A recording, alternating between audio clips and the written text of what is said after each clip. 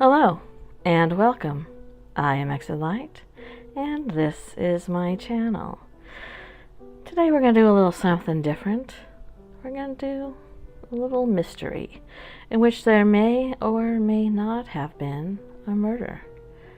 I'm going to leave it up to the listener to decide.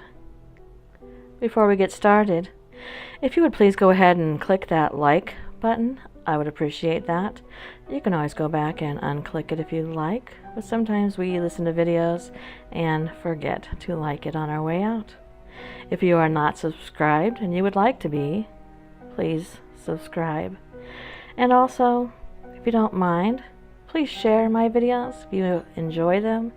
And if you'd like to be notified when any new content goes up, go ahead and click that bell. And even if you are a long-time subscriber, go ahead and make sure that bell is still clicked, because we're having an issue with YouTube unclicking the bell. Alright, are you guys ready? Snuggle in. Let's go. Welcome to the very strange and bizarre saga of a small town where sometimes things can be stranger than fiction. This has been known as the Circleville letters case. In 1977 in Circleville, Ohio, there lived a school bus driver whose name was Mary Gillespie. One day, Mary started to receive anonymous mail in her mailbox that was postmarked from Columbus, Ohio. And in this mail were threats made against her.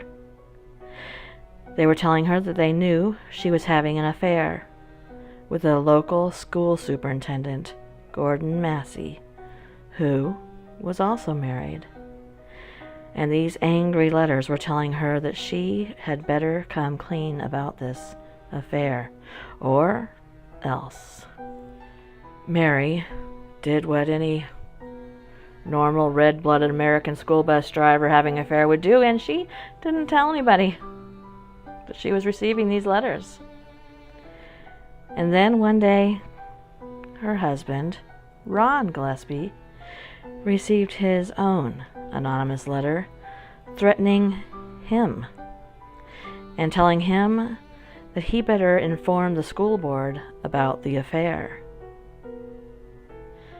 Well, as you can imagine, the Gillespies were none too thrilled about this, and besides, Mary denied having an affair with Gordon. So, one night, Ron and Mary went over to Ron's sister and brother-in-law's home, Karen and Paul Freshaw, and told them that they had an idea who the letter writer might be, and then they showed the sister-in-law and her husband these letters. They decided that they were going to send their own letter to this person, advising him to stop right now. Then, on August 19th, while his wife was away on a trip, Ron received a phone call at home, which apparently made him so angry that it compelled him to grab his gun. He told his children that he was going to go confront the letter writer, and he drove away in his pickup truck. P.S. Some people believe that on this trip that Mary went, Gordon met her there. Of course, Mary denied that. Later that night, Ron was found dead in his pickup truck, which had ran smack into a tree. His children testified that not only had he not been drinking, he wasn't anywhere near drunk. But Ron was found by the coroner to have had a blood alcohol level of 0.16. Curiously, Ron's gun had also very recently fired off a shot, and the bullet was never recovered. But in spite of this, Pickaway County Sheriff Dwight Radcliffe ultimately ruled that Ron's death was an accident. but local residents started receiving their own anonymous letters, which revealed Mary Gillespie's alleged affair with Gordon Massey and accused Sheriff Radcliffe of orchestrating a cover-up. After Mary's husband died, Gordon Massey got a divorce, and Mary and Gordon began to have a relationship. They both denied ever having a relationship before that, though. Strange. Then, in 1983, Mary started to receive threatening messages again.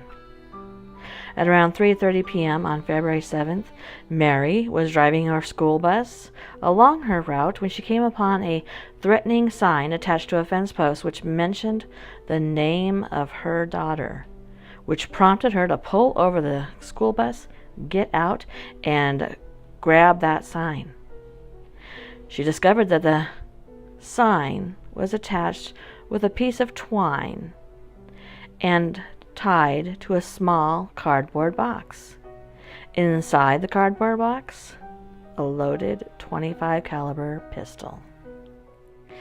The trigger was also tied to the string. This seemed to be a crude booby trap intended to fire the gun at Mary when she ripped down the sign. Luckily, it never went off. Mary turned the booby trap over to the police, who discovered that someone had made a half-assed attempt to rub off the gun's serial number.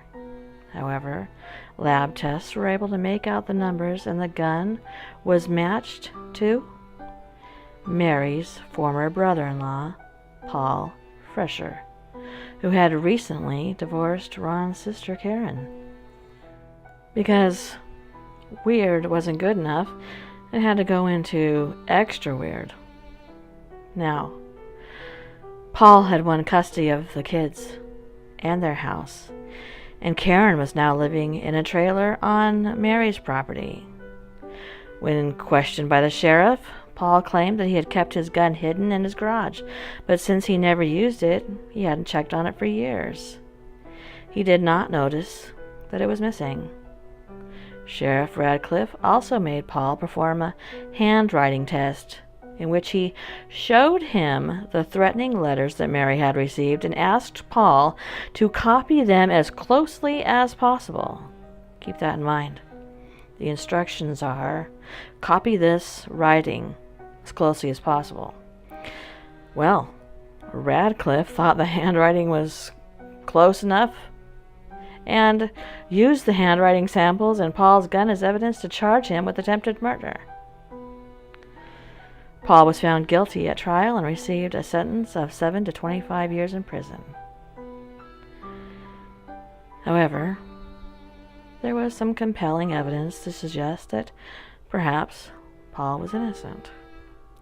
One of which being, I would say, that the sheriff's evidence of his handwriting was because he was told to make it look as close as possible. Moving on. Number 1. Sheriff Radcliffe told the press that Paul had confessed to him, and he had told them that he wrote 40 to 50 threatening letters. Paul denied this and said that if he had confessed, why hadn't the sheriff recorded it? There was no recording of Paul's confession. Number 2. Paul's fingerprints were not found on the letters, or the gun, or the booby trap. A search of Paul's house failed to turn up any corroborating evidence, such as ammunition for the gun, or material which could have been used in the construction of the sign, or the booby trap. Even though Paul was not working on the day that Mary found the threatening sign and booby trap, he did have an alibi witness who placed him at home between 12:30 p.m. and 4:30 p.m. The prosecution, however, responded with a surprise rebuttal witness who testified that he saw the sign along Mary's route at about 11:30 a.m. that day, but he never notified the police, and no other witness reported seeing that sign before Mary found it at 3:30. Years later, it was discovered that a key piece of evidence was withheld at trial. 20 minutes before Mary discovered the booby trap and the sign, another school bus driver driving that exact same route reported seeing a yellow El Camino parked in that exact same spot, along with a sandy-haired man who did not match Paul's description. He did match the description, however, of a man that Karen was dating. And even though Paul did not own a yellow El Camino, Karen's brother did. Shoe prints were also found at the scene, which did not match Paul's shoe size. Looks like Ron's sister was holding on to some anger there. I'm just saying, I'm not saying she actually was. I'm saying allegedly she was holding on to some anger there. After Paul had been in prison in Lima, a bunch more anonymous threatening letters signed by the Circleville writer started being mailed out to people all over central Ohio. Even though the letters were postmarked from Columbus, which was 90 miles away from Lima, old Sheriff Radcliffe became convinced that Paul was somehow sending the letters from prison. So, in response, Paul was placed in solitary confinement. He was denied access to any writing materials, and he was constantly monitored. Yet, because weird needs to get weirder, the letters kept being sent. Even though the warden maintained it was impossible for Paul to have sent these letters, he was still denied parole at his first hearing in December of 1990. A few days later, guess who received an anonymous letter? Paul. Yep, Paul did. He received an anonymous letter mocking him for being denied parole. Paul did not get paroled until May of 1994, and that was with the support of an investigative journalist whose name was Martin Yat. The Circleville letters case wound up being featured on Unsolved Mysteries. And while the show was working on their story, their office received what? An anonymous postcard signed by the Circleville writer, which simply read, "Forget Circleville, Ohio. Do nothing to hurt Sheriff Radcliffe. If you come to Ohio, you El Sickos will pay." Paul Fresher attempted to clear his name and even went so far as to write a letter to the FBI begging them to please investigate Ron Gillespie's death as something other than an accident. But nothing ever came out of it, and he passed away in 2012. Paul and Martin Yant both believed that his attempted murder conviction was a frame-up job orchestrated by his vindictive ex-wife Karen in response to their divorce. Karen was one of the only people who knew where Paul hid his gun, and after Paul was imprisoned, she got her children and her home back. If you think that that is all the twists I had, well, you'd be wrong. It is suspected that the original series of letters came from a man whose name was David Longberry. David was also a school bus driver, and he worked with Mary. He had become very angry that she'd rebuffed his romantic advances. And no, that's not it. In 1999, Longberry became a wanted fugitive after attacking and assaulting an 11-year-old child. While he was on the run, he committed suicide. It is possible that the original letters and the later letters could have been written by two different people. It's possible that Karen Fresher decided to use the original letters as an inspiration to frame her husband years later for attempted murder. So, what do you think? Is Ron Gillespie's death a murder or an accident? Is this one of the strangest cases you've ever heard about? Small town Ohio. Gets a little crazy up there. If you found this story to be interesting, and I hope you did, please click that like button.